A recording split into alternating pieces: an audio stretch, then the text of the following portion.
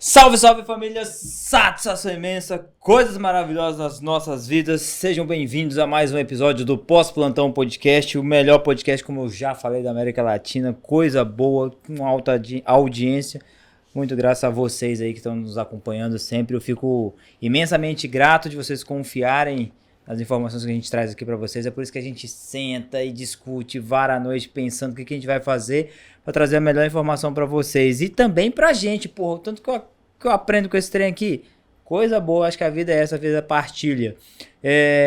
Vamos dar sequência aí à nossa série Prazer Direito Médico, que, pô, acho que foi a melhor coisa que eu já fiz dentro desses canais, assim, de comunicação, foi essa série. Meu brother Filipão tá aqui com a gente mais uma vez pra gente discutir um pouquinho sobre as grandes áreas do direito médico.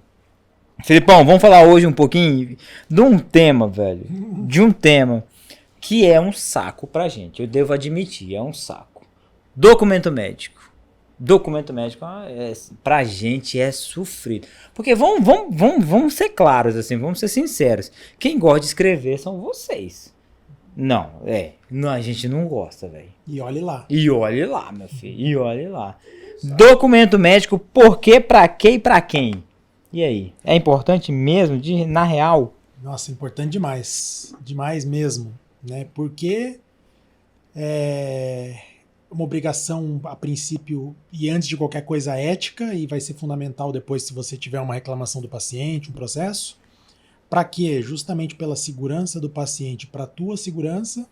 E para quem? Evidentemente, em primeiro lugar, o paciente, porque o objeto, né, assim, a atenção de toda a atividade de vocês é o paciente. Uhum. Então, para a segurança dele e para a segurança de vocês também. Então, de uma forma bem resumida, tudo que nós vamos falar hoje é isso, cara. Então, é muito importante e, com tudo que a gente já vem falando nos nossos episódios passados aí, com o aumento de judicialização e da pegação no pé de vocês médicos, ética e judicial, a documentação é ainda mais importante. Então, apesar da chatice, tem que caprichar. Tem que escrever. Tem que escrever. Tem que. Quando a gente fala em documento médico, o principal pra gente é o prontuário. Muito importante. Como que eu oriento o meu aluno, por exemplo, a preencher adequadamente um prontuário? O que tem de informação que é vital, necessária e possível? Cara, a gente vai ter... O que eu tenho que escrever lá? Putz, a gente tem até, assim, direcionamentos aqui, eu não vou entrar nesses detalhes, senão a gente fica muito técnico, mas até direcionamento do Conselho Federal de Medicina daquilo que um bom prontuário deve ter. Então, fazendo essa busca, a gente vai localizar informações sobre consultas que já foram feitas, do que eu preciso, né? Ô, Lucas, a gente consegue colocar esse documento nos comentários, o link, alguma coisa assim? Consegue. Coloca o link na descrição. Então, ó, acessa o link aí na descrição que a gente vai mostrar para vocês esses documentos. Então, toda essa parte, assim, do que deve constar, a gente analisa isso, a gente vai ver tudo isso que precisa ser inserido lá no prontuário e, cara, sempre que você puder, caprichar o máximo possível, porque como a gente falou, é o histórico do paciente, a vida do paciente que está ali naquele prontuário, né? Uhum. Um exemplo que eu costumo dar quando eu estou conversando com os médicos pô, se você pensa assim, eu vou anotar aqui rapidinho, mas é que esse paciente vai voltar comigo e tal. O meu exemplo, eu saí de Curitiba, eu vim morar em Palmas. E se eu estivesse fazendo um tratamento já a longo prazo, ou tiver algo que eu preciso do acompanhamento, eu peço pro meu médico de lá, ele vai fornecer o prontuário, eu chego aqui, ó, o meu caso era esse. Cara, se aquilo lá tiver completamente capenga, se aquilo lá tiver completamente incompleto, Uhum. como é que você, que é meu novo médico aqui, vai ter... Vai entender. Então, cara, aquilo é o histórico, aquilo é a vida do paciente dentro daquele contexto médico. Então, por isso que o prontuário é um dos documentos, não é o único, mas é o documento, assim, basilar dessa relação toda, assim, a base dessa relação médico-paciente. Eu fico pensando, cara, só por exemplo, em termos práticos, eu gosto de trazer em termos práticos que, pelo menos os meus ali, entendem bastante. Pega ele lá, eu tô no pronto-socorro, dando plantão, tem aquele mundaréu de pessoas que eu preciso atender e direção buzinando na minha cabeça que eu tenho que atender mais, enfim. Cara, se eu for fazer uma boa anamnese, eu faço a boa anamnese, mas eu tenho que justificar e comprovar que eu fiz a boa anamnese. E muitas vezes a boa anamnese é descartar sinais e sintomas, por exemplo. É descartar aqueles sinais que a gente...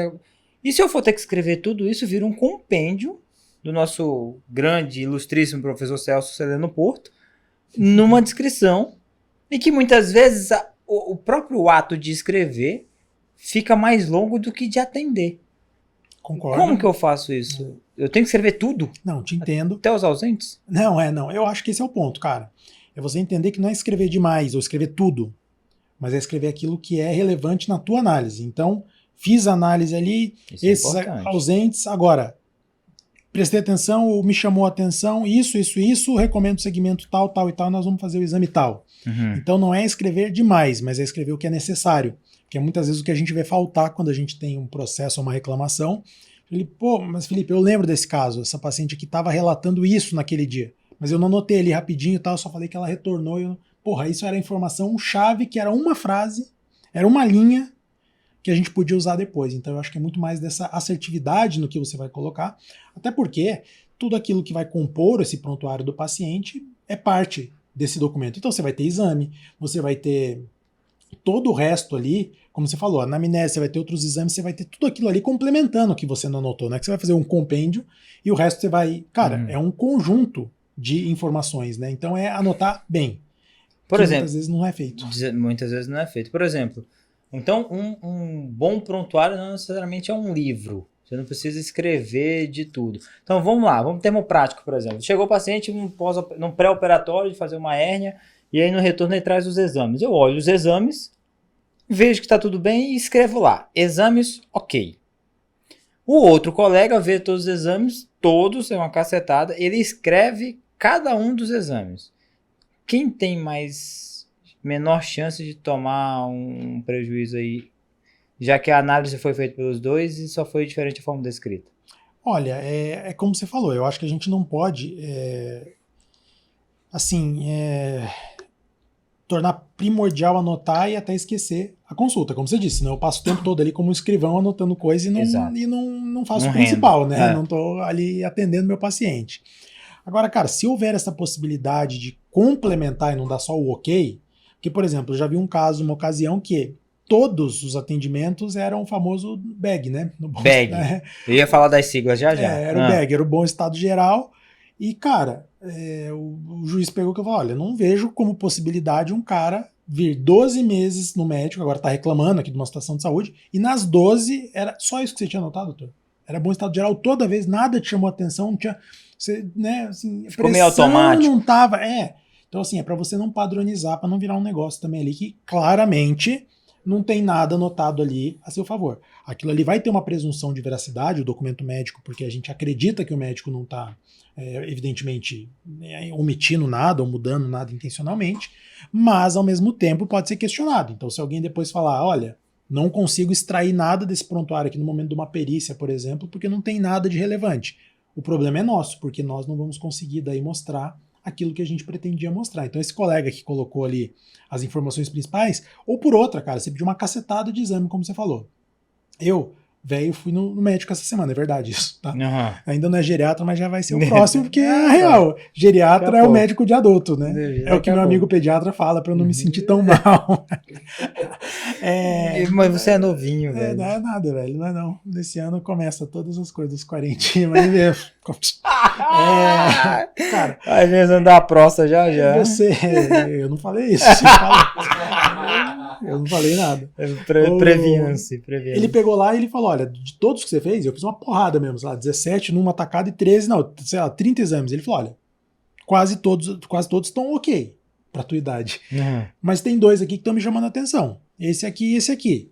Eu acredito, eu não pedi pra ele, até porque ele é amigo, se ele depois perguntar, eu falo que ele anotou, no meu caso, mas assim, honestamente, se fosse possível, eu acho que valia a anotação assim. Foram solicitados os exames, tá? Exames ok, mas esse deu uma leve alteração e esse. Né? Qual é o segmento? Isso, vai retornar em tanto tempo, vai tomar medicação tal.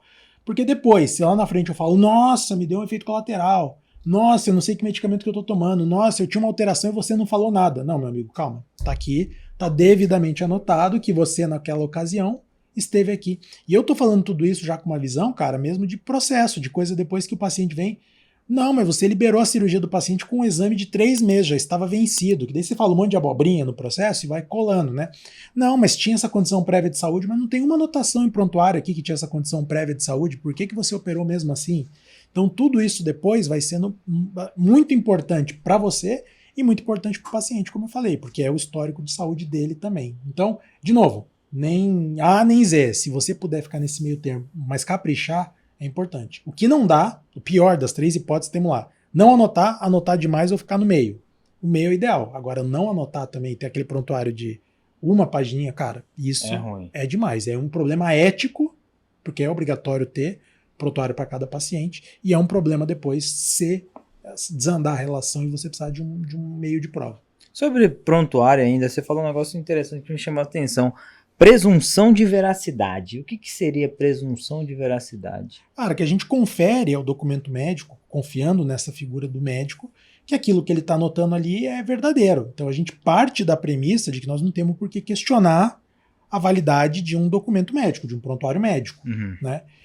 Isso, inclusive, a gente pode considerar judicialmente, cara. Eu acredito no documento, vírgula, salvo se eu tiver qualquer motivo para ter dúvida real se aquilo foi editado, aditado, se foi tirado alguma coisa, adulterado e tudo mais. Né? Inclusive aí também a gente pode entrar no outro nível de discussão, que hoje prontuário eletrônico, mas nós temos uma série de requisitos para que um prontuário seja válido do ponto de vista jurídico, se ele é eletrônico. E muitas vezes a gente não segue todos esses parâmetros. Então, qualquer documento que venha num processo, seja ele de médico ou não médico, qualquer processo, a gente sempre vai ter o direito de questionar a validade de um documento, apontando por que é que ele não é um documento legítimo. Então, como partida, vamos acreditar no que tem no prontuário médico. Vírgula. Se eu tiver motivo real para duvidar daquilo que está lá, eu vou arguir a falsidade e vou ter que demonstrar por que é que tem a falsidade. E por isso que tem que ser bem caprichado para justamente a gente não deixar brecha para esse tipo de situação. Pecado colocar sigla no prontuário? Não é pecado. Nossa, mas... tinha um chefe da residência, meu Jesus Cristo, velho. Ele mandava, vamos pegar a história do bag só para simplificar a galera entender. Ele não deixava escrever bag. Ele não deixava escrever lote, lúcido orientado em tempo e espaço. Eu tinha que escrever, e ele era advogado também. Ele mandava escrever tudo. Existe a real necessidade de escrever tudo isso? Com certeza ele fazia isso por ser advogado, e daí essa preocupação de você ter tudo isso bem anotado e não ficar com esse cacuete senão é só isso, né? Bag, lote, sim. É automático. Então dentro dessa conversa que a gente está tendo é nesse sentido, de não virar algo ali, senão você ainda mais começo de carreira, interno, residente, você vai ter a vontade de só anotar sigla, né? Então não, mas lembrando que é uma obrigação ética ter um prontuário legível, identificável, com letra legível, inclusive, para cada paciente. Isso é uma obrigação antes de jurídica ética, então precisa caprichar nisso por conta disso dessa obrigação. É importante, você estava falando sobre proteção do médico, é importante só para o médico ou o paciente também... tem uma importância jurídica do prontuário, por exemplo? Porque eu sei que para transferência de tratamento, igual você falou, ok, mas até jurídica, o paciente não escreveu nada lá. Como que o juiz vai falar assim, é isso aqui, pronto? Cara, é que na verdade, né, o prontuário ele é do paciente. Do paciente. Você só na verdade, o hospital é o guardião daquele documento e você, como médico, é quem está complementando ali do ponto de vista técnico aquilo, mas o dono do prontuário é o paciente, ele só não guarda esse prontuário, né? Então, é claro que ele não anotou e depois ele pode questionar. Mas esse é o ponto também, ele já vai questionar. Você já vai ter uma aplicação do Código de Defesa do Consumidor em favor dele para dizer que, olha, quem tem que provar que não agiu mal é o médico. A gente inverte, né, assim, o dever. A inversão do ônus da causa. Do ônus da prova. Ônus da prova. Quase acertou, foi bem. Quase. Tô fazendo o curso. Inversão do ônus da prova, ou seja, quem tem que provar que não agiu mal é o médico, porque normalmente quem entra com o processo é que prova tudo o que tá falando. Isso não é justo, não, velho. Cara, como... Se tá tão fácil entrar na justiça para denunciar alguém, por que quem deve provar é quem tá sendo acusado e quem tá acusando, né? Como regra, quem entra com qualquer processo é que tem que provar o que tá falando, como regra. Certo. Só que quando a gente aplica o Código de Defesa do Consumidor, que eu acho que não deveria aplicar para a relação médico-paciente, mas se aplica... É aplicado, certo. Aí perfeito. A gente tem essa possibilidade da inversão do ônus da prova. Por quê? Porque se entende que tem um desequilíbrio aqui de forças, principalmente de conhecimento técnico. Então eu sou leigo, eu entro e falo, fiquei com uma cicatriz. Eu não sei se aquilo é uma cicatriz mesmo, se aquilo... Eu tô falando, é a minha versão como leigo. Você como médico como detentor do conhecimento, você tem mais possibilidade de mostrar que aquilo não é a cicatriz que ele está falando, porque você tem o conhecimento técnico, você tem acesso ao prontuário ali mais fácil, você tem acesso à documentação do tratamento. Então é por isso que faz essa inversão do ônus da prova. Mas eu acho que, como você perguntou, acho que é um documento não só de direito, mas fundamental ao paciente por tudo isso que a gente está conversando. É o histórico de saúde daquela pessoa que está ali naquele prontuário. Você sabe, você vai no serviço público, às vezes, uma pessoa lá idosa, que já está aqui em acompanhamento há 30 anos no hospital, que seja, ela começou, né, na minha idade, Sim. e chegou lá aos 100 anos, daí há 30 anos ela está em acompanhamento. Você tem o histórico de vida daquela pessoa, cara. Pô, engravidou, veio aqui, teve o filho, agora ela já passou aqui, depois ela teve um câncer, depois ela tratou isso, depois... Porra, você tem o histórico de vida da pessoa ali, né? Então, é um documento muito, muito, muito importante. É um documento que baseia a relação médico-paciente de fato. E se sumir, o médico é o culpado? Não, não é uma questão de culpado. A gente vai ter que apurar, eventualmente, responsabilidade. Isso pode ser feito... Por quê, velho? Imagina, eu vou pegar de novo, parte prática. Eu atendo um ambulatório que não sou só eu, tem um monte de especialidade, um monte de paciente, tudo lotado, um monte de gente que pega tudo. Sumiu um prontuário. Vai vir pra cima de mim. Que culpa eu tenho de ter sumido um prontuário que, teoricamente, quem é guardião é o hospital? E outra, se sumiu esse prontuário, sou eu que tenho que refazer esse prontuário? Não, é assim, duas coisas. Primeiro, eu acho que vir pra cima de você não é bem por aí. Se algum dia falarem isso, você me liga que não é assim. Não, é brincadeira, mas, cara, quem tava de plantão, que horas que isso sumiu, em que turno, em que condições, quem é que tava... Cara, tem que ter uma investigação interna. O hospital tem todas as condições, me parece, mesmo sendo um serviço público, de internamente buscar entender o que aconteceu. Então, assim, primeiro, não é culpa do médico assistente, até porque num hospital desse você vai ter mais de um médico assistente cuidando daquele paciente. Depende do plantão, depende de uma série de coisas. Então, não. Mas é claro que o hospital tem o dever de buscar descobrir o que aconteceu. E dois, como fazer isso? Como restituir? A gente não sai restituindo o prontuário de qualquer maneira. Então, é como a gente já falou em episódios anteriores aí. A gente faz um boletim de ocorrência para informar que houve um extravio de um prontuário. A gente informa ao conselho regional respectivo que houve esse extravio de um prontuário. A gente vê como é que nós podemos restituir, ou como é que a gente pode reconstituir este prontuário. Então, lembrando as anotações que tinham, talvez tenha alguma coisa ali no sistema eletrônico, talvez tenha os exames, a gente falou agora há pouco, que você pega e fala só, tudo ok. Aí ficou cópia daquele exame, você olha, na data de tal ele veio com os exames tais. Então, dentro do que é possível, com aqueles envolvidos no atendimento desse paciente, nós vamos buscar reconstituir esse prontuário dentro daquilo que é possível. Mas não é feito de qualquer maneira e muito menos sem ninguém estar sabendo. Né? Sumiu, todo mundo fica quieto, vamos juntar aqui numa sala, vamos refazer. Não é assim que funciona. Inclusive o paciente, obviamente, tem que ser informado, família desse paciente, se for o caso. Então, você toma as cautelas para explicar o que aconteceu e toma as medidas para restituir daí esse documento da melhor forma possível. Trazendo para o âmbito cirúrgico, o segundo documento mais importante seria o termo de consentimento livre esclarecido? Cara, com toda certeza. No âmbito cirúrgico ele é fundamental. Porque olha só, desculpa, fala. Não, pode falar, pode falar. A gente tem, inclusive, uma recomendação também do Conselho Federal, podemos deixar aí no link depois, que fala sobre como deve ser um termo de consentimento. Tá. Né? E interessante é que se diz que, via de regra, o consentimento ele não é escrito. O consentimento ele é uma troca, ele é um processo que acontece entre o médico e o paciente. De eu sentar aqui e falar, Bruno, eu vou operar, velho. Fala, Felipe, tá bom, por que você tem que operar? Você tem que operar por A, B e C. Você tem o risco de, ao operar, ficar com essa limitação, com aquilo, mas o benefício é esse. Então vai haver uma troca, é um processo mesmo, que dura às vezes muito mais do que uma consulta só. Até eu chego um momento e eu falo, Bruno, fechou. Tô confiante, acho que vai melhorar, vamos meter ficha, vamos fazer. Só que, por conta de toda essa escalada de judicialização, de todos os riscos que a gente já vem conversando ao longo aí dos nossos episódios, a galera que está acompanhando sabe do que a gente está falando, a gente entende que é recomendável, e é o que tem nessa recomendação do CFM, que ele seja escrito. E ele é fundamental porque você vai provar ali, por escrito, que você conscientizou o paciente de todos os riscos que aquele procedimento envolvia. Mas isso é inviável, muitas vezes, assim. Cara, porque eu dei aula de complicações pós-operatórias hoje. São 700 mil. São muitas complicações de locais assistêmicos. Tem que escrever todas elas, aí vira um compêndio. Não, eu também entendo, assim, né? Claro, tem, por exemplo, Samantha, minha sócia querida, ela fala, não existe termo seguro que seja reduzido, ou, né? Porque os médicos sempre falam, Felipe, reduz, tal. Cara, a gente não vai, de novo, não é de A nem Z. Eu acho que você tem que colocar ali o que tem de principal, que são os principais riscos, os principais, aquilo que é de, né? E, de novo, dentro da ideia de uma boa anamnese, de uma boa relação médico-paciente, é talvez fazer um aditivo ali à mão e vale. Olha, o paciente Felipe, ele tem um risco majorado disso e disso, disso, por causa do histórico dele, que a gente já investigou e tal. Então você demonstra que você teve a preocupação de investigar e você está dizendo pro cara, bicho, você tá ligado que a gente conversou que você tem esse risco aqui aumentado por conta disso, disso, disso. Fechou? Tá ciente? Porque a gente tá falando, em última análise, cara, de autodeterminação, da minha vontade, de respeitar a minha vontade. Eu quero me submeter ao tratamento tal, sabendo dos riscos que o tratamento tal envolve. Eu não posso ser submetido a uma coisa que eu não tenho ciência do risco real. E depois acontece alguma coisa e eu não consigo mostrar que eu informei esse paciente, aí a situação para o médico fica muito ruim.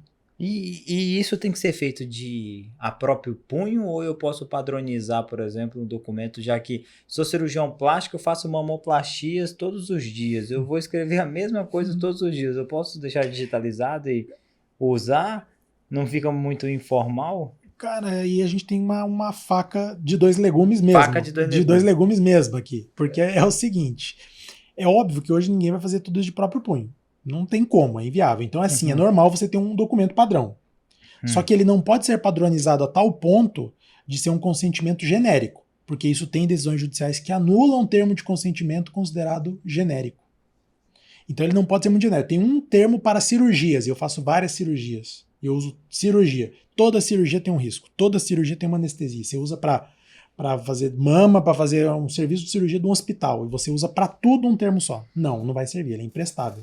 Porque justamente o termo ele vai cristalizar, ele vai condensar as informações que você trocou com o paciente ao longo desse processo, dessa relação. Sim. Então você, no teu consultório, ter um que já é muito parecido com tudo aquilo que você informa de fato o teu paciente, eu acho que não tem problema.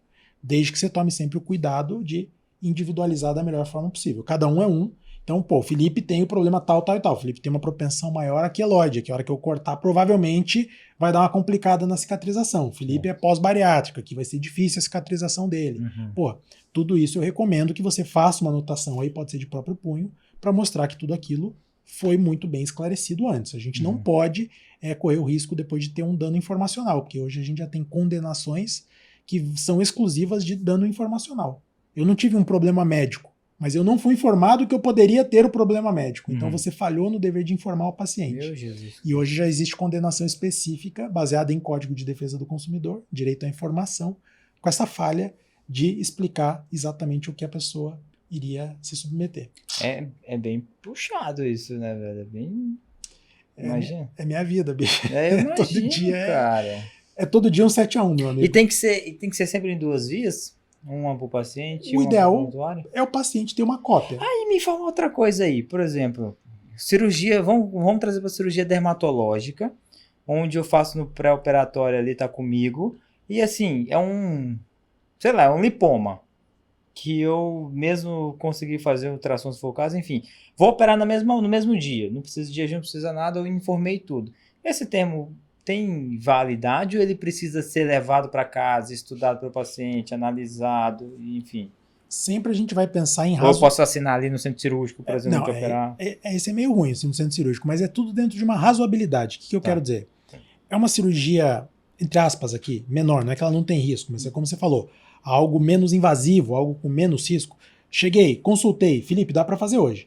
Você me explica tudo. Outra coisa que é muito importante a gente quebrar, que é a ideia de toque o termo, minha secretária vai te dar, tal. Você não informou coisa nenhuma e você só assina um documento, um formulário. Isso é totalmente nulo.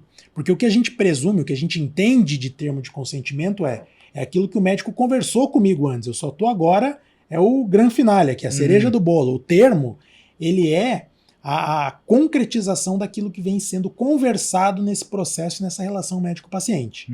Então, sentei com você me explicou aqui, Felipe, dá para fazer isso, isso, isso. Vamos hoje à tarde eu tenho vaga. Pô, já explica os riscos, dá o termo, o paciente assina, fechou. Para cirurgias mais complexas e tratamentos mais complexos, aí sim o ideal é que você tenha um tempo ali entre a consulta que você fez e a data efetiva da cirurgia. Termo assinado ali no hospital, já ali na sala cirúrgica tal, a gente já viu decisão judicial, aliás, já vimos várias decisões judiciais que anulam por dizer que o paciente já está fora ali do gozo pleno da sua, né, das condições ali de cognição, que ele já está sob um estresse adicional, porque ele sabe que vai ser operado, às vezes ele já tomou um lototol ali para dar uma acalmada. Então, assim, aí eu acho que é mais complicado. Mas, de novo, tudo dentro de uma razoabilidade. Cara, essa é a grande sacada. É um processo, não judicial. É um processo de troca. Se eu mostrar, por exemplo, já tive caso assim, que o termo de consentimento desapareceu, extraviou. E a gente não tinha. Te perguntar. Extraviou. Eu leio o seu pensamento. Eu ia te perguntar sobre o Buda aqui, ele tá... extraviou. Cara, a gente tinha uma série de consultas prévias bem anotadas em prontuário. O argumento foi esse. Você acha que alguém se submete a uma cirurgia plástica aqui, nesse caso, tendo passado por, lá, 6 consultas, não esclareceu nada. A pessoa foi 6 vezes no consultório, ficou 1 hora com o médico e não esclareceu nada. Ela sentou e ficou 1 hora batendo papo e desenhando no corpo para ver o que ia fazer? É óbvio que não. O que faltou, infelizmente, aqui foi a cristalização, foi a materialização do termo. Disso tudo. Mas a gente não pode alegar de forma nenhuma que é um paciente que chegou hoje e operou hoje à tarde. Não é isso. Daí seria uma ignorância, uma idiotice até um juiz acreditar numa história dessa, entendeu? Então, a gente vai ter meios. Tudo depende, não é uma coisa isolada da outra. Por isso que a tua pergunta lá do começo do bate-papo de prontuário é importante. Cara, pensa num contexto desse. Ele vai complementar o termo de consentimento, ele vai complementar o resto. Isolado, não vale, assim, eles vão perder validade se forem isolados um do outro, entendeu? Entendi. Eu trabalho no hospital, cara, que ele é bem cri-cri com relação à documentação, principalmente a suspensão de cirurgias. Então, tem que ser muito bem documentado, escrito, motivado, enfim. O paciente de uma cirurgia eletiva, qualquer que seja, chegar no hospital, chegar na sala cirúrgica e não tiver o termo de consentimento, é motivo justificável para suspender a cirurgia e não operá-lo porque ele não levou o termo de consentimento para... Caso não tenha no prontuário, por exemplo, às vezes eu dei o termo para ele levar para casa, pensar e tal, e para a gente otimizar a fila, ele me entregaria no dia da cirurgia. Seria algo plausível para isso? Eu penso que sim. Até porque quando a gente trabalha com esses protocolos de segurança, uma coisa que a gente institui sempre é o checklist. O mais básico mesmo, pode ser de papel, nas clínicas, nos hospitais. O negócio é o seguinte, na véspera da cirurgia, eu vou pegar aqui e vou olhar. O que precisa ter? Exames, fotos do pré-operatório, contrato, termo de consentimento. Qualquer um que fique sem o check, não vai. Não vai. Então se liga na véspera do paciente e fala, não vamos poder te operar porque está faltando o documento tal e tal. Como é véspera da cirurgia, e normalmente quando é uma cirurgia a pessoa quer fazer, é bom que ela corre nesse dia e leva para você. Então por isso que a sugestão é sempre na véspera. Então neste caso eu sou muito, assim, tendo a concordar demais com o hospital no sentido de faltou um desses documentos, é melhor não operar. A pessoa pode até reclamar, o paciente pode chiar, mas um dano moral, uma reclamação dele de não operar por uma ausência de um documento que era essencial, vai ser muito menos gravosa para vocês do que operar e ele reclamar depois e você não ter o bendito termo de consentimento. E a confecção desse termo é de obrigação do médico ou da unidade que se trabalha? Por exemplo, no sistema público, já que toda e qualquer documentação tem que ser passada pelo comitê de ética. Eu sugiro que sempre que possível o médico tenha o dele. Porque o hospital muitas vezes vai ter um termo específico pensando em questões hospitalares. Que não vai contemplar todos os detalhes do que você, como médico cirurgião, está explicando para o teu paciente. Okay. Então eu vejo que não tem nenhum impeditivo de você ter um documento enquanto médico para dizer, olha, Felipe, tem a questão do hospital, o senhor vai assinar, mas aqui é tudo que eu te expliquei. Aqui tem os riscos, aqui tem aquilo que a gente conversou dos riscos majorado do senhor por causa disso, o senhor tem essa condição pré-existente de saúde e tal. Porque, cara, já trabalhei em casos nos quais a gente foi se utilizar só do termo do hospital. Não é que ele é ruim, ele é melhor que nada. Mas eu acho que eles são documentos complementares. O médico vai explicar uma série de questões e o hospital vai estar mais preocupado com as questões afeitas à hotelaria, hospital, outras coisas. Sim. Cara, e fora esses aí, o que você julga importante de ter? Eu gostaria muito de gravar contigo, de a gente discutir depois documentos, laudos e afins com relação a fins trabalhistas. Eu acho que isso é um tema muito massa. Fora essa parte também, o que mais tem de documento que eu preciso me preocupar dentro da minha atividade? Eu acho que a gente abordou assim os principais, mas na atividade privada, principalmente, claro, no SUS você pode ter também, nada impede. Com o paciente de plano de saúde você pode ter, mas eu acho que um contrato, cara, é um documento que faltou a gente falar aqui que eu colocaria. Contrato? Contrato. Contrato do médico com o paciente? 100%. É isso aí. Porque, Tu jura? De pé junto.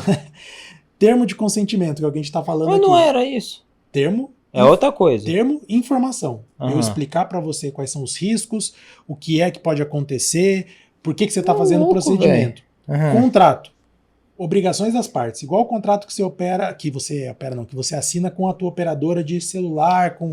Claro, não é um contrato de adesão tão tosco igual aquele que é um formulário, mas eu, Bruno, vou fazer A, B e C, porque lá você coloca obrigações das partes, não informações. Informações estão no termo de consentimento. Ali você coloca obrigações. Que obrigações? O paciente tem obrigação? Ele acha que não, mas ele tem. E por isso que é importante estar lá no contrato. Exemplo, depois da cirurgia você não pode fazer A, B e C, você não pode exercer essa atividade física, você não pode, porque senão ele sai dali e faz tudo errado. E você printa lá no Instagram que ele fez e mostra que tinha um contrato e ele sabia que ele não podia fazer. Eu ia morrer e nem ia saber disso, velho. Outra, você tem que voltar nos retornos agendados, porque retorno na data agendada não é capricho do médico, é necessidade dele acompanhar no 7º, no 14º, no 21º ou no intervalo que ele julgar que precisa. Porque se você não volta, ele não vai conseguir te acompanhar corretamente, ele não vai ter como garantir um objetivo cirúrgico ou mesmo ver tua evolução. Eu coloco isso em contrato. Por quê? O paciente depois é rei de quê? Faltar na data. Aí você anota lá no prontuário, você anota no teu sistema que o paciente não veio, e isso pode configurar abandono de tratamento do paciente. Já dizia Cortella, os ausentes nunca têm razão. Né? E o direito não socorre quem dorme. A gente Exatamente, tem outro bordão também jurídico. Então, eu quero dizer, cara, contrato ele complementa o termo de consentimento. Contrato é obrigação das partes, e as partes têm obrigações quando vão travar uma relação médico-paciente também. Então, eu acho que dentro de tudo isso que a gente falou, eu mencionaria o contrato, e para quem trabalha com cirurgia e com a área estética, eu acho que foto, muito comum, eu sei que isso, mas capricha, padroniza, guarda isso no prontuário, porque a foto também acaba, eu brinco, e no processo eu já falo isso muitas vezes, 2 imagens às vezes vão valer mais que 1000 laudas do que 1000 palavras, porque, cara, o resultado, não teve resultado, está insatisfeito, está deprimido, aí você mete lá um antes e depois, lá pode, porque não é publicidade, lá é processo. Lá pode. E lá para se defender... Eu espero não fazer nada lá. Para se defender, o médico pode usar essas imagens daí, tem autorização ética para isso, você coloca como o paciente chegou e você coloca o pós. Cara, não sou mágico, sou médico. E aqui o que dava para fazer, tecnicamente, tá feito. Tem o limite limite científico, né? Não quero ofender, mas, cara, limite científico. Bati no trem. Vai cair. Eu seguro aqui, ó. Limite científico. Pode segurar, deixa, Lucas. Não, pô, eu seguro aqui até acabar. Depois a gente corta isso. Limite científico, cara. Que muitas vezes as pessoas não. Deixa eu ver se para aqui. Não, pode, segura, mais fácil. Que as pessoas não pensam. Então você bota as 2 fotos. Outra coisa. Estou deprimido, estou triste, minha vida acabou. Aí você vai lá no Instagram, acha um monte de foto da pessoa na praia, da pessoa bebendo litrão, não sei o quê. Cara, então imagem acaba sendo extremamente útil, tanto para fins de evolução mesmo, não pensando, porque eu sempre vou pro lado do processo, porque, minha vida é isso. Mas para você sentar com o paciente mesmo e mostrar para ele tudo isso. E, cara, nos últimos anos a gente tem tido, assim, algumas experiências muito boas de paciente que chega na clínica lá reclamando e insatisfeito, a hora que você senta numa boa, o médico, eu nem participo, senta ali com você e fala, Bruno, qual que é a tua insatisfação? Não, tô aqui, tô fazendo tratamento há 1 ano e não vi nada de melhora. Calma. Aí você pega toda essa documentação, espalha na mesa e fala, olha só, vamos começar pelas fotos, olha como é que você chegou. Olha aqui como teu melasma tá mais claro, olha aqui como melhorou. Outra, lembra o termo de consentimento? Eu falei que não ia ter uma melhora imediata. Outra, lembra que tem um contrato que a gente combinou isso? Você cerca tanto, e não de um jeito leonino, de um jeito sacana. Você cerca para mostrar, a gente combinou, e o que a gente combinou está sendo feito. E isso você só consegue através de documento. Maravilha. Então é isso, cara. Maravilha. Eu acho que com esse tanto de coisa aí já dá pra... Maravilha, sensacional, sensacional. Cara, bate-papo muito da hora. Daí um tema, quando você me mostrou, eu falei assim, não, tudo bem, ele é importante, sim, mas deve ser um tema chato pra caramba. Não, documento pra gente, cara, ficar escrevendo e tal, é muito difícil. É muito difícil. Acho que o máximo que a gente já escreveu foi na redação pra entrar no vestibular. Sabe? Não é nem, então... Nem tinha, né? Então é isso, galera. Obrigado pela sua audiência, pela sua preferência. Compartilhe esse vídeo, assine o sininho. Faça aí nos comentários. Uma hora eu consigo descrever tudo que o Lucas quer que eu descreva sobre comentário, sininho, Assine inscreve o no sininho. canal, eu me perco Gosto. inteiro. Mas vocês são da rede social, vocês sabem mais do que eu, sou mais novo do que eu. Obrigado. Mostra esse vídeo para todo mundo que você acha que vai se valer dessas informações. A propagação da informação é o nosso objetivo principal. Beleza? Forte abraço, beijão e até mais. Curta, comente, compartilhe, ative as notificações. Só isso, velho. Velho, eu me esqueço, cara, eu não sei, velho, eu já fiz curso pra isso. Eu fiz uma arrasta pra cima uma vez que o cara me ensinava a fazer essa porra, mas eu não sei. Alzheimer.